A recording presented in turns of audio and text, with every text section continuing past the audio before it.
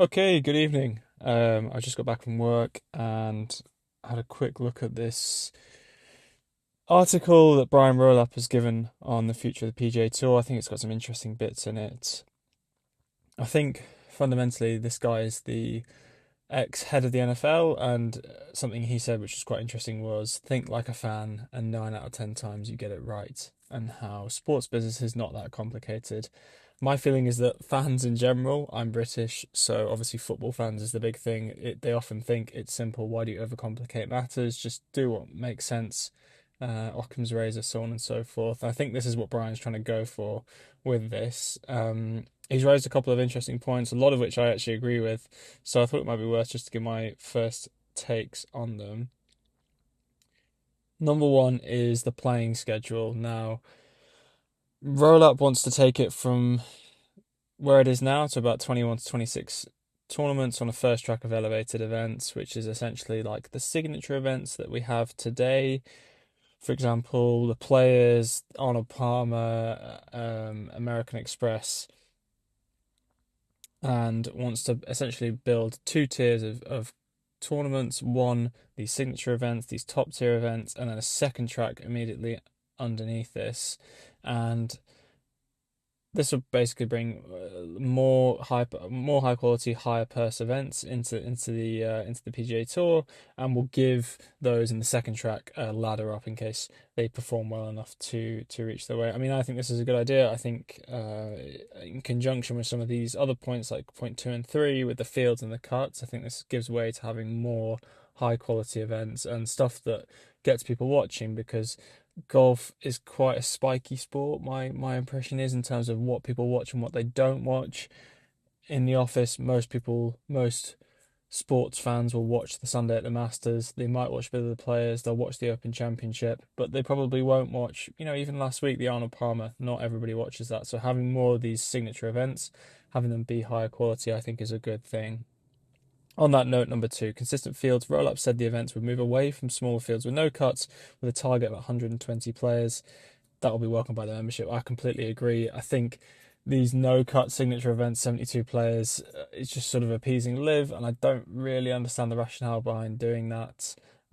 Having the cut is one of the most interesting things about pro golf, and it means that it's worth watching not just the top end of the leaderboard, but also the bottom end of the leaderboard and seeing who's doing well, who's not doing well. And you're going to get storylines within that with a cut, and it gives pressure, right? And pressure and consequence is what makes a sport great. It's what makes it easy to watch. Think about Formula One. When Formula One is tight and nobody knows who's going to win a race, if it's up for grabs, super compelling. When one car runs away with it, when Max Verstappen wins 20 races in a season, it's not very fun to watch. The same thing applies to golf, right? If there's no consequence to playing poorly, if there's no consequence to not doing well, it's not as compelling as a watch. And I think also for the membership, for the PGA Tour players, for those that aren't, the headline stars, it gives them more of an opportunity to play in events that really they feel that they should be able to. Because say you're ranked 90th in the world, or say you're just outside that 72, now you're going to be able to play in those tournaments, and I think that's only a good thing. And he said consistency matters.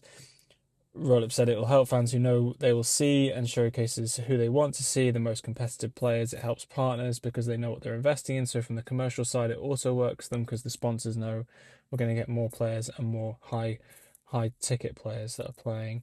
And it embraces meritocracy, and I think that's completely right. I don't think the no cut events is in the spirit of the PGA Tour. I think it's just a reactionary move to live, so I'm fully on board with this one as well.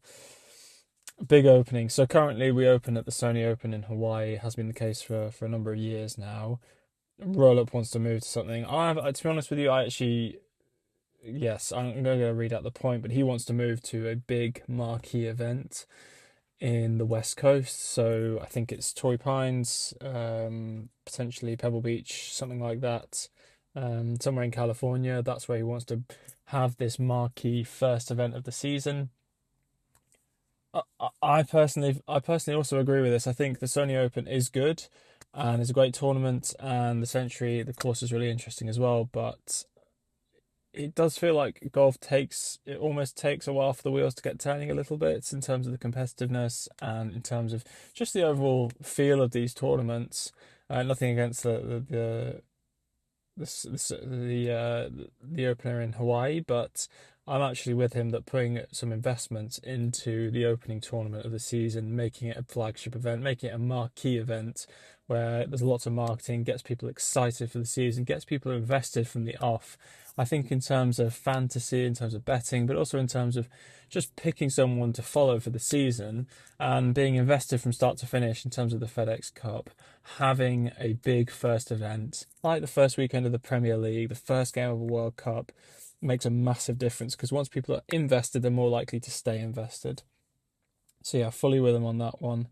Um, in terms of where it is, I'm not as particular. There are reasons for it being on the West Coast, but having it at one of these flagship events and having it at one of these flagship courses that people know and that people love and that people have memories of with Tiger and Jack, etc., is only going to help that marquee image that he is craving. Number four, bigger markets. So yeah, he wants to move. He wants to move the PGA Tour into other states in the US, New York, Chicago, city, obviously, Washington, etc. Different cities where perhaps there's not a strong PGA Tour presence or hasn't been historically. Listen, yeah, sure, go for it. The second part of this point here, embracing its relationship with the DP World Tour in the summer and the fall. I'm a European. I think some of the best golf in the world is played outside of America, and I think it's a shame that the PGA Tour doesn't embrace an international aspect. I think if they're going to embrace anything from Live, one thing I do like is that it's played in different countries, and that does wonders. Think of Formula One, how well that's cultivated an international fan base, and why they are so adamant on having races in different geographies at different times of year. Lots of races in America. Why is that? Because they're trying to attract a different audience. Formula One's the opposite. It's typically a European audience. So I think if the PGA Tour did a similar thing where they put more than we've obviously got the PGA Championship at Wentworth in September, and we have the Scottish Open, and we've got the Open obviously, but maybe we have an event in Australia, for example, at Royal Melbourne. Maybe we have an event, in Singapore or Hong Kong. Maybe we have an event in Spain or in France or one of these other countries that has such a good legacy in golf and has such a great potential for an interesting event. And I think it markets itself having an international event as well. Formula One, each Grand Prix has its own character. Yes, because of the track, but also because you're going to a different country. So you have Silverstone, yeah, you've got Monza, you've got Suzuka in Japan. Every race, every country has a different vibe, has a different fan base, has a different set of people going, has a different atmosphere, and that brings so much value to the table in terms of having a strong marketing piece and being able to put the tour forward. And I think so, yeah, something for the tour would be great on that regards. But yeah, I think that's a very smart commercial business move. I don't think there's going to be any issue with that. Okay, number five is about this relegation and promotion piece. So what Roll Up wants to do is essentially copy, in some respects, what we have in England in the Premiership. So in the Premier League, as we would say. So you have a Premier League, a top league, and then you have a Championship, you have League One, League Two, etc. And you have relegation and promotion, which is different to the American style of sports where you have franchises and there is no promotion and relegation. I'm a massive fan of this proponent. So currently Spurs, right, in the Premier League, they've got a real chance of going down, and this is a massive team financially. Whether it actually are big teams is a different question, but it's a huge team with a brand new stadium, cost £1 billion, and there's a real chance that they're going to be playing their away games in Hull next season, and that doesn't happen in a franchise model. They will be too big to fail, but it happens in football, and that is so much drama. Every week there's so much tension for the fans, for the players, for the atmosphere. It just makes for great watching. Again, it's the same thing as cuts. It makes things matter, and the more that the tour can do that, the more that people will watch, because it's great to have somebody fighting for the title, and that is a great storyline. And ultimately, at the end of the day, that is what people tune in for. But it's equally good to have something at the other end of the table. Have two reasons for people to watch. I don't really think there's much of a downside to this. So he said, this is why we are evaluating the role of promotion and relegation between these two tracks within our competitive model, an added element that we would bring to life in the second track of events I described earlier. So he's got these signature events and then a secondary track that run concurrent or in between the signature events. And he wants a merit-based system that leans into what makes professional golf so compelling, players earning their way to the top, with every event having greater meaning. I think so long as this is implemented sensibly, I think it's great. I think it gives extra storylines for people to watch, and I think the more the better. So yeah, I'm fully on that. And the last one is an interesting one, I think, which is embracing the postseason. People, I do care about the FedEx Cup. I think it's a strange format. I really do, and I think the way that the tour champion is decided is very odd. For example, last season, obviously Scheffler was, head and shoulders above the rest, even with Rory winning the Players and winning the Masters. No sensible golf fan is going to say that he was the Player of the Year. It really was Scheffler, and yet he doesn't win the Tour Championship because he loses the last event of the season, and it look, Tommy Fleetwood's a great player. It was great for him to win, but in my mind, that just doesn't make sense. In my mind, there must be a better way to do this, and I think Roll Up is on to the same thing. I think he is thinking the same thing, and he's mentioned the possibility of match play. Now, I love match play. I don't know if it's a European thing, but I think it is such pure competition.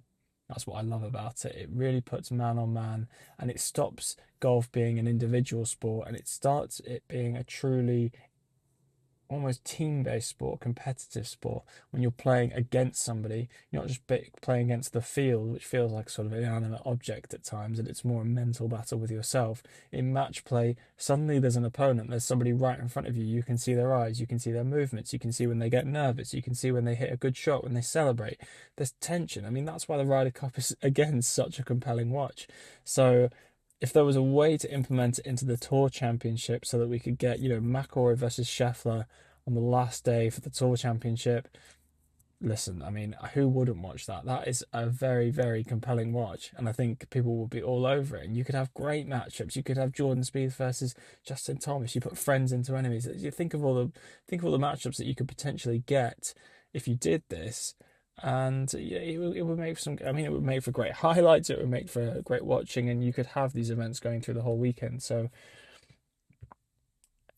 yeah, I'm very positive with this. I think it's on the money. I think he's got his head screwed on. I think he's got his head in the right place. So long as these changes are implemented well, I don't really see a massive issue with them. I think the match play would be fantastic. I think that really would. So long as it's done well. If you remember gosh, I can't remember what it's called, WDC, the old match play event that was cancelled. I think the last year was 2023, maybe 2024, 2023. That's great. Match play is such a good watch, and it's not in the tour, I think, for commercial reasons because there's less players on screen at one time, so there's less chance of marketable athletes being there, so there's a commercial disincentive to use it. But in terms of raw competition, in terms of watchability for the fans, I think match play wins. Um, yeah, the playoff structure, I think it is slightly broken in pro golf, and it just needs fixing. Once it is fixed, then I think you've got a winner. I think you really do. I think it could be really, really good. So yeah, those are the six main bits. I like this article. I thought it was worth just talking over. Honestly, I'm pretty happy. I think these are all pretty sensible change. I think most people are in the same bucket. Having more competition, more cuts, more ability for worse players to get up, but better players to get promoted and worse players to get relegated. Make it less about, what you have done in the past. Make it all about what you're doing today. I mean, it's ruthless, I know, but that is what makes sport worth watching. Think of Formula One. Think of Premier League football, right? When when your time's up, your time's up. No Messi, no Ronaldo. When the legs go, the legs go. Do you know what I mean? And so I think the same thing should apply to golf. And it's yeah. I mean, the trouble is there's politics involved in doing that, but I think he's on the right way. So yeah, that's about it.